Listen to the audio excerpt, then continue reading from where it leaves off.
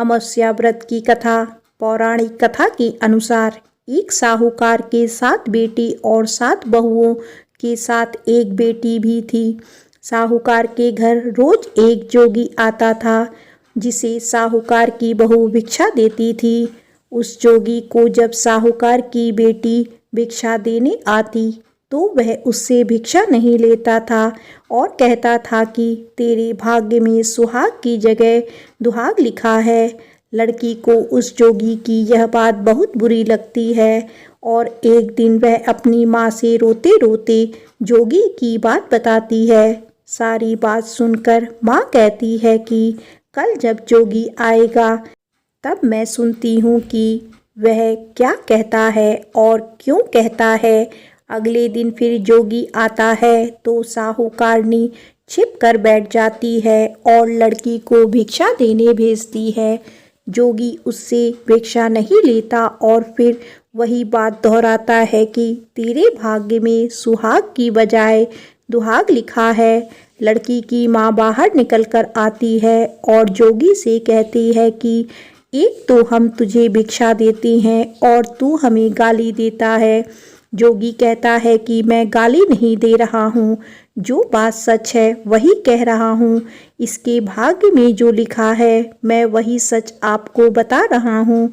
सारी बातें सुनने पर लड़की की माँ कहती है कि जब तुझे सारी बात पता है तो इससे बचने का उपाय भी बता होगा, वह बता। जोगी कहता है कि 7 समंदर पार एक धोबन रहती है जिसका नाम सोना है। वह अमावस्या का व्रत करती है। अगर वह आकर इसे फल दे दे तब इसका दुहाग टल सकता है, अन्यथा विवाह के समय सर्प के काटने से इसके पति की मृत्यु हो जाएगी। सारी बात सुनकर माँ रोने लगी और सोना धोबिन की तलाश में निकल गई। चलते चलते रास्ते में तेज धूप पड़ रही थी, जिससे बचने के लिए वह एक पीपल के वृक्ष के नीचे बैठ गई। उसी वृक्ष पर एक गरुड़ के बच्चे अपने घोंसले में थे। एक सांप आया और गरुड़ के बच्चों को खाने के लिए लपका, लेकिन साहूकारनी ने उस सांप को मारकर बच्चों की रक्षा की।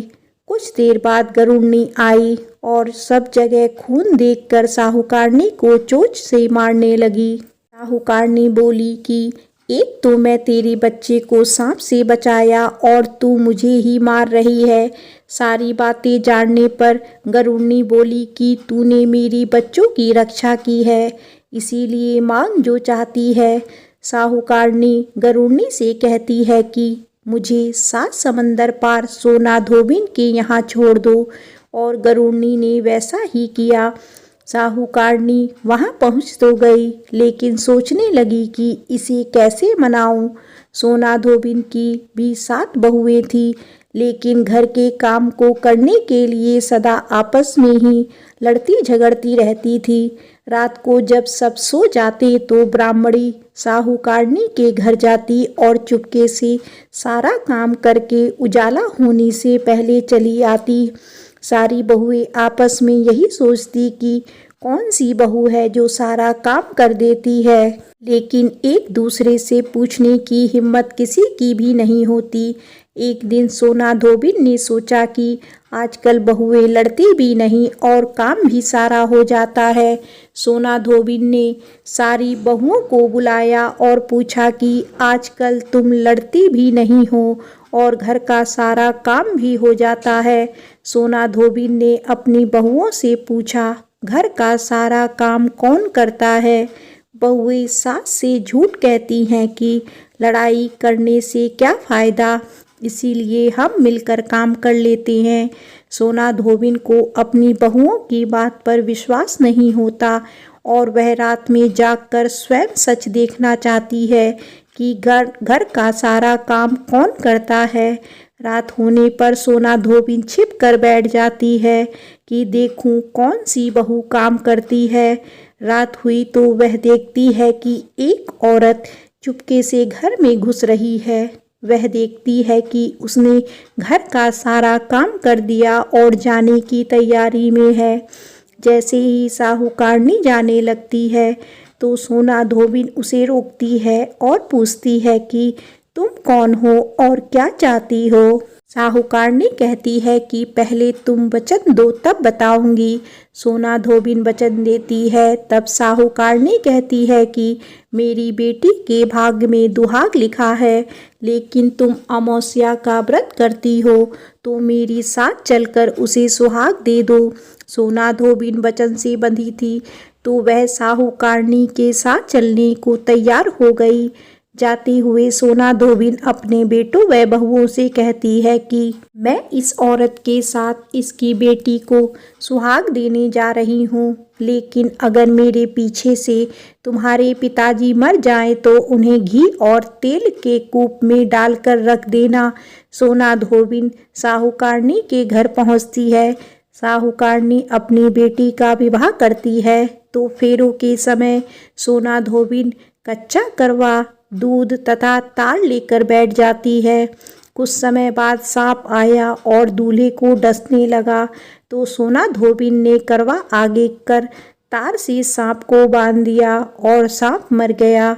अब सोना धोबिन ने लड़की को सुहाग दिया और कहा कि अब तक मैंने जितनी अमावस्या की है वह साहूकार की इस लड़की को मिलेगा। अब आगे जो अमावस्याएं मैं करूंगी उनका फल मेरे पति और मेरे बेटे को मिलेगा। सभी लोग अमावस्या माता की जय जयकार करने लगे। सोना धोबिन अपने घर वापस जाने को तैयार हुई तो साहूकारनी ने कहा, तुमने मेरी जमाई को जीवन दान दिया है, इसीलिए तुम जो चाहो मांग लो। सोना धोबिन बोली कि मुझे कुछ नहीं चाहिए। वह चली गई। रास्ते में चलते हुए फिर से अमावस्या आ गई। उसने पीपल के पेड़ के नीचे बैठकर कहानी कही, व्रत रखा और पीपल के पेड़ की 108 बार परिक्रमा की। पीपल के पेड़ की पूजा के बाद वह घर जाती है तो देखती है कि उसका पति मरा पड़ा है। अब रास्ते में जो अमावस्या उसने की थी उसका फल अपने पति को दे दिया, जिसके प्रभाव से वह पुनः जीवित हो गया। सब कहने लगे कि तूने ऐसा क्या किया जो तेरा पति जिंदा हो गया। वह कहती है कि मैंने तो ऐसा कुछ नहीं किया, बस रास्ते में अमावस्या तिथि आ गई थी जिसका मैंने व्रत किया, कहानी कही और पीपल के वृक्ष की 108 बार परिक्रमा की। अब सारी नगरी में ढिंडोरा पिटवा दिया गया कि हर कोई अमावस्या का व्रत करेगा, पूजा करेगा, कहानी कहेगा और पीपल के वृक्ष की 108 बार परिक्रमा करेगा। अमावस्या माता, जैसा आपने साहूकार की बेटी का सुहाग दिया वैसे ही सबको देना। प्रेम से बोलो अमावस्या माता की जय। आइए सुनते हैं अमावस्या व्रत की दूसरी कथा। एक गांव में एक सास और बहू अकेले रहते थे और उनका बेटा विदेश में कमाने के लिए गया हुआ था। सास और बहू बहुत प्रेम से रहते थे। दोनों एक दूसरे की देखभाल भी करते थे। एक दिन बहू ने खाना नहीं खाया, तब सास बहू से पूछने लगी कि बेटा आज तुमने खाना क्यों नहीं खाया। तब बहू कहने लगी कि सासू माँ, आज मेरा अमावस्या का व्रत है, इसीलिए मैंने खाना नहीं खाया। तब सास ने कहा, बहू यह व्रत क्या होता है और इस व्रत को करने से क्या फल मिलता है, मुझे भी समझाओ। तब बहू कहने लगी कि सासू माँ, अमावस्या माता का व्रत करने से बहुत पुण्य मिलता है, घर में अन्न धन भरा रहता है और सुख शांति बनी रहती है, अटल सुहाग मिलता है तथा पुत्र की प्राप्ति होती है। इसी तरह से 3 पनौती अमावस्या माता का व्रत भी रखा जाता है। इस व्रत में हर वर्ष अलग अलग खाना खाया जाता है और विष्णु भगवान के मंदिर में चढ़ाया जाता है या फिर किसी ब्राह्मण को दान दक्षिणा दी जाती है। इस व्रत में पहले साल शक्कर, घी और चावल से बना खाना खाया जाता है। पहली साल व्रत पूर्ण होने के बाद 1.25 किलो चावल, 1 कटोरी घी और 1 कटोरी शक्कर का दान किसी ब्राह्मण देवता को दान में दिया जाता है। दूसरे साल जौ, घी और शक्कर से बना खाना खाया जाता है। इसी तरह जब दूसरे साल का व्रत पूर्ण हो जाए तब 1.25 किलो जौ, 1 कटोरी घी और 1 कटोरी शक्कर किसी मंदिर में चढ़ाया जाता है या किसी ब्राह्मण को दान में देना चाहिए। तीसरे साल गुड़, तिल और घी से बने व्यंजन खाने चाहिए। जब तीसरे साल व्रत पूर्ण हो जाए तब ½ किलो तिल, गुड़ और 1 कटोरी घी किसी मंदिर में चढ़ाया जाता है या ब्राह्मण को दान में दिया जाता है। सासू माँ इसे ही 3 पनौती अमावस्या का व्रत कहा जाता है। फिर बहू बताने लगी कि माँ जी, इस व्रत का संकल्प लेने के बाद इसे पूरा करना जरूरी होता है। अगर पूरा नहीं कर सकते तब घर परिवार में झगड़ा और अशांति हो जाती है। तब सासू माँ कहने लगी, बहू मेरी तो उम्र हो गई है, लेकिन तुम यह व्रत जरूर करना। तब बहू यह व्रत करना आरंभ करती है। एक दिन बहू ने किसी के कहने पर गेहूं से बनी रोटी खा ली और अमावस माता इस बात से नाराज हो गई। जो सास और बहू कभी प्रेम से रहते थे, अब उन दोनों में झगड़े होने लगे। सभी गांव वाले भी हैरान हो गए कि इनके घर में यह सब क्या हो रहा है। सास अपनी बहू को कहने लगी, जब से तुम हमारे घर में बहू बनकर आई हो तब से हमारे घर की लक्ष्मी चली गई है। तुम हमारे लिए बिल्कुल शुभ नहीं हो। तब बहू ने कहा, माँ जी, आपके घर की लक्ष्मी चली गई है तो मुझे बताओ कि कहाँ मिलेगी, मैं लक्ष्मी को लेकर आऊँगी। तब सासू माँ कहने लगी कि बहू, लक्ष्मी तुम्हें समुंदर के बीच में भगवान विष्णु के पैर दबाते हुए मिलेंगी। तब बहू यह कहकर चली जाती है कि माँ जी, अब तो मैं लक्ष्मी जी को लेकर ही वापस आऊँगी, नहीं तो मैं इस घर में पैर नहीं रखूँगी। ऐसा कहकर बहू लक्ष्मी की खोज में चली गई। जब बहू लक्ष्मी की खोज के लिए निकली तब उसके बीच रास्ते में गाय मिली। गाय बहू से पूछने लगी, आप कहाँ जा रही हो? तब बहू कहने लगी, हे गाय माता, मेरी सास कहती है कि मेरे आने से उनके घर में अन्न धन की कमी हो गई और उनके घर की लक्ष्मी चली गई, तो मैं लक्ष्मी जी को लेने जा रही हूँ। तब गाय माता कहने लगी, हे बेटी, अगर तुम जा रही हो तो भगवान से मेरे बारे में भी पूछ लेना। तब बहू कहने लगी, ठीक है गाय माता, मैं आपके बारे में भी पूछ लूँगी। तब गाय माता कहने लगी, जब मेरा बछड़ा होता है तो वो मर जाता है, जिंदा नहीं रहता है। तुम लक्ष्मी जी से पूछ लेना कि आखिरकार मेरे साथ ऐसा क्यों हो रहा है, मैंने ऐसा कौन से कर्म किए हैं जिसकी सज़ा मुझे मिल रही है। तब बहू कहने लगी, गाय माता, मैं आपके बारे में ज़रूर पूछ लूँगी। ऐसा कहकर बहू आगे बढ़ गई। जब आगे बढ़ी तब रास्ते में उसे घोड़ी मिली जिसके गले में घंटी बंधी हुई थी। घोड़ी ने भी कहा, बेटी, तुम मेरे दुख का निवारण लक्ष्मी जी से पूछ लेना। तब बहू कहने लगी, मैं ज़रूर पूछ लूँगी। ऐसा कहकर बहू आगे बढ़ गई। आगे जाते ही बहू को एक अंधा और बहरा बुजुर्ग मिला। उसने भी बहू से अपनी समस्या के निवारण के लिए पूछने को कह दिया। तब बहू उसकी समस्या भी भगवान से पूछने को कहकर आगे बढ़ गई। आगे जाते ही बहू को एक बूढ़ी औरत मिली जो कि हाथ और पैर से अपाहिज थी।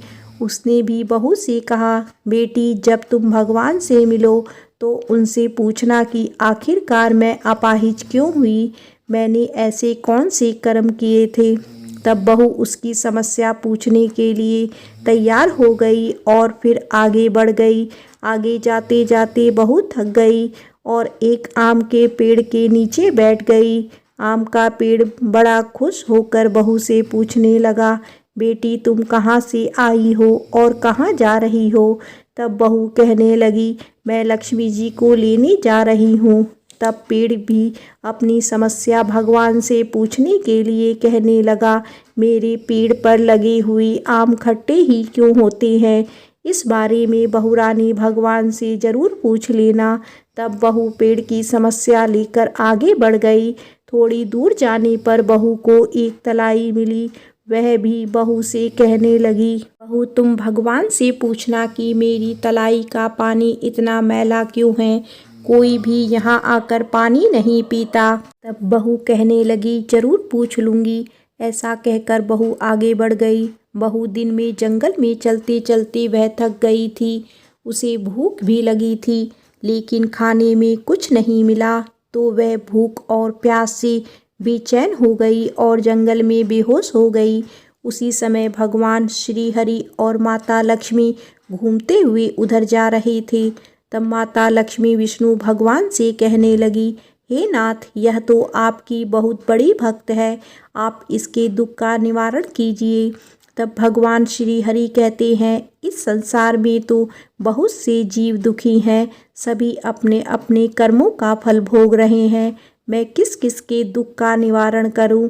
तब माता लक्ष्मी भगवान श्री हरि से विनती करने लगती हैं, कहने लगती हैं कि वह भूखी प्यासी है, अगर ऐसे में जंगल में छोड़ दिया जाए तो जंगल के जानवर इसे खा डालेंगे। माता लक्ष्मी की बात सुनकर भगवान श्री हरि एक साधु का वेश धारण कर बहू के पास गए और उसे होश में लेकर आए। बहू के होश में आते ही साधु वेश में भगवान उससे पूछने लगे, तुम यहाँ क्यों आई हो और कहाँ जा रही हो। तब बहू ने सारी बात बता दी। उसकी बात सुनकर भगवान श्री हरि और माता लक्ष्मी प्रकट हो गए और उनके साथ साथ अमावस माता भी प्रकट हो गई। बहू यह सब देखकर उनके चरणों में गिरकर उन्हें प्रणाम करने लगी।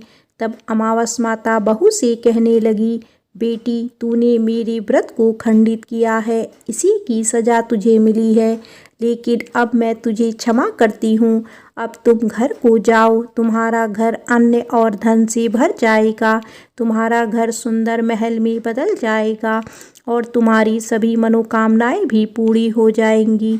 यह सब होने के पश्चात बहू ने रास्ते में जो जो भी मिला था उन सभी के दुखों का निवारण करने के लिए विनती की। तब भगवान श्री हरि कहने लगे, गाय ने कभी अपना दूध किसी को नहीं पिलाया, इस कारण उसके बछड़े जिंदा नहीं रहते। तुम उसका दूध पी लेना, फिर उसके बाद उसके बछड़े जिंदा रहने लगेंगे। और घोड़ी पिछले जन्म में आटा पीसने वाली महिला थी, वह किसी को आटा पीस कर नहीं देती थी, इसीलिए उसके गले में चक्की के पाट बंधे हुए हैं। तुम उसके पाट खोल देना, वह बिल्कुल ठीक हो जाएगी। और वह बुजुर्ग कभी भगवान के मंदिर नहीं गया, इसी कारण उसने भगवान के भजन नहीं सुने। तुम उसे ले जाकर मंदिर में दर्शन करवा देना, इससे वह ठीक हो जाएगा। अपाहिज महिला ने कभी अपनी जवानी में दान पुण्य नहीं किया, इसीलिए उसकी यह सजा मिली है। उससे कुछ भी दान करवा देना तो उसकी विकलांगता दूर हो जाएगी। और आम का पेड़, उसने तो कभी अपने पेड़ के आम किसी बच्चे को खाने को नहीं दिए, इसी कारण उसके सभी आम खट्टे होते हैं।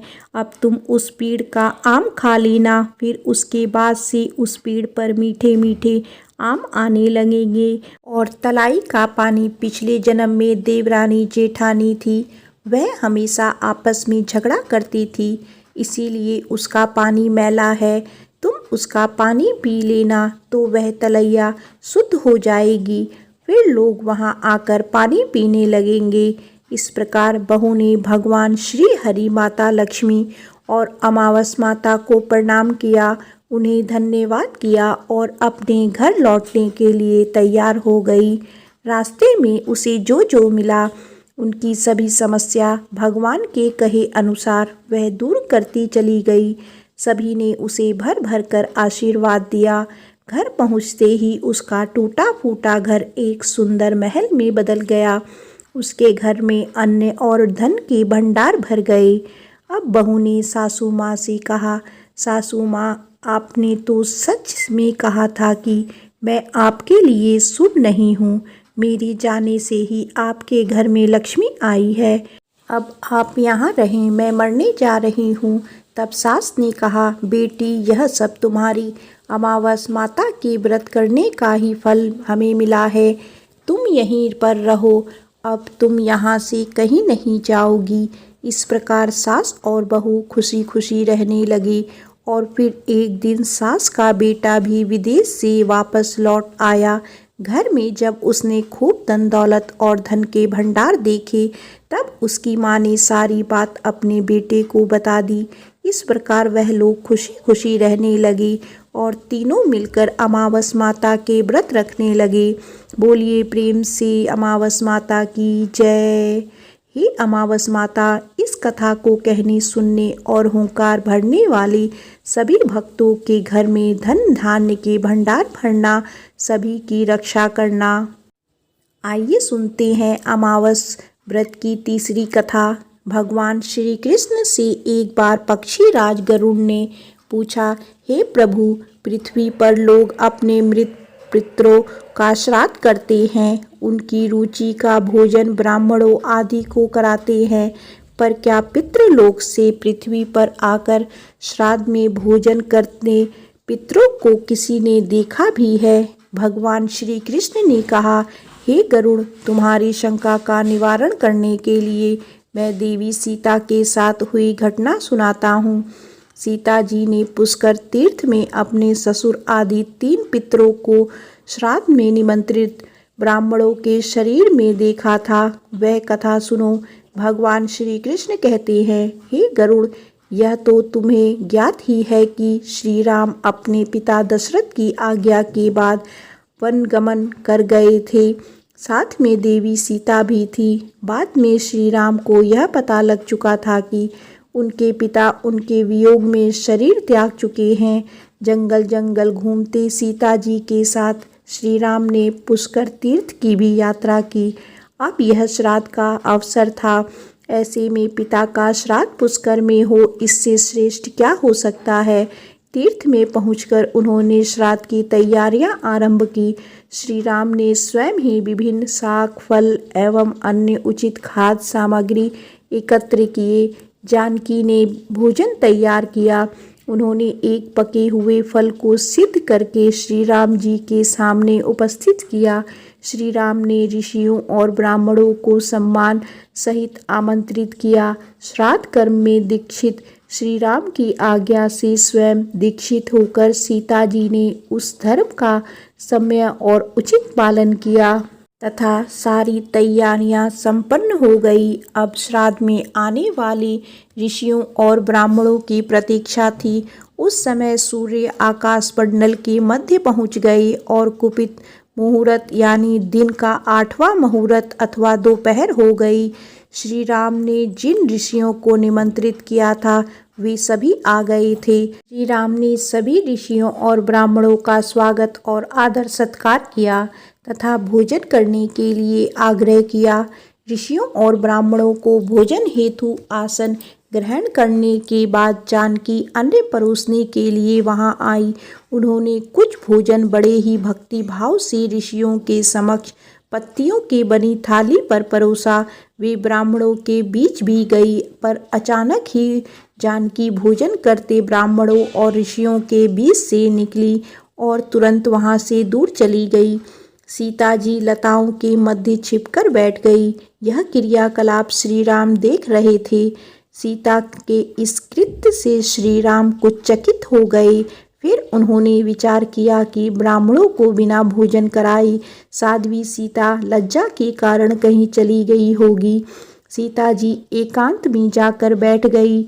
फिर श्री राम जी ने सोचा, अचानक इस कार्य का क्या कारण हो सकता है। अभी यह जानने का समय नहीं। जानकी से इस बात को जानने से पहले मैं इन ब्राह्मणों को भोजन करा लूं, फिर उनसे बात कर कारण समझूंगा। ऐसा विचार कर श्री राम ने स्वयं उन ब्राह्मणों को भोजन कराया। भोजन के बाद ऋषियों को विदा करते समय श्री राम के मस्तिष्क में यह बात रह रहकर कौंध रही थी कि सीता ने ऐसा अप्रत्याशित व्यवहार क्यों किया। ब्राह्मणों के चले जाने पर श्री राम ने अपनी प्रियतमा सीता जी से पूछा, ब्राह्मणों को देखकर तुम लताओं की ओट में क्यों छुप गई थी? यह उचित नहीं जान पड़ा। इससे ऋषियों के भोजन में व्यवधान हो सकता था, वे कुपित भी हो सकते थे। श्री राम बोले, हे सीते, तुम्हें तो ज्ञात है कि ऋषियों और ब्राह्मणों को पितरों के प्रति माना जाता है, ऐसे में तुमने ऐसा क्यों किया? इसका कारण जानने की इच्छा है, मुझे अविलंब बताओ। श्री राम के ऐसा कहने पर सीता जी मुंह नीचे कर सामने खड़ी हो गई और अपने नेत्रों से आंसू बहाती हुई बोली, नाथ, मैंने यहाँ जिस प्रकार का आश्चर्य देखा है उसे आप सुने। इस श्राद्ध में उपस्थित ब्राह्मणों की अगली पात में मैंने 2 महापुरुषों को देखा जो राजा जैसे प्रतीत हो रहे थे। ऋषियों ब्राह्मणों के बीच सजे धजे राजा महाराज जैसे महापुरुषों को देख मैं आश्चर्य में थी। तभी मैंने आपके पिताश्री के भी दर्शन किए, वह भी सभी तरह के राजसी वस्त्रों और आभूषणों से सुशोभित थे।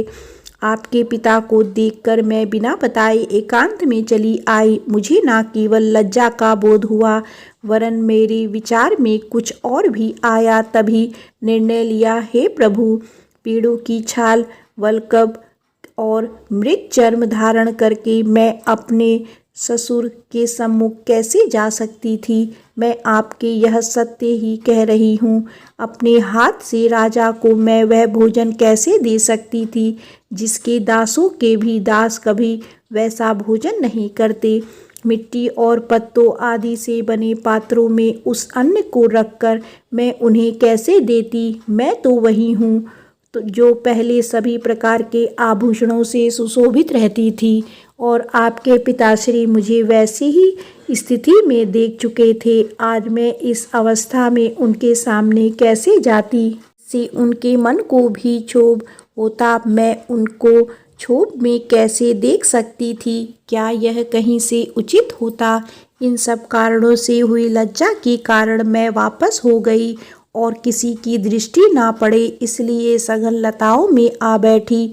गरुड़ जी बोले, हे भगवान, आपकी इस कथा से मेरी शंका का उचित निवारण हो गया है कि श्राद्ध में पितृगण साक्षात प्रकट होते हैं और वे श्राद्ध का भोजन करने वाले ब्राह्मणों में उपस्थित रहते हैं। प्रेम से बोलो उमापति शंकर भगवान की जय, विष्णु भगवान की जय, अमावस माता की जय।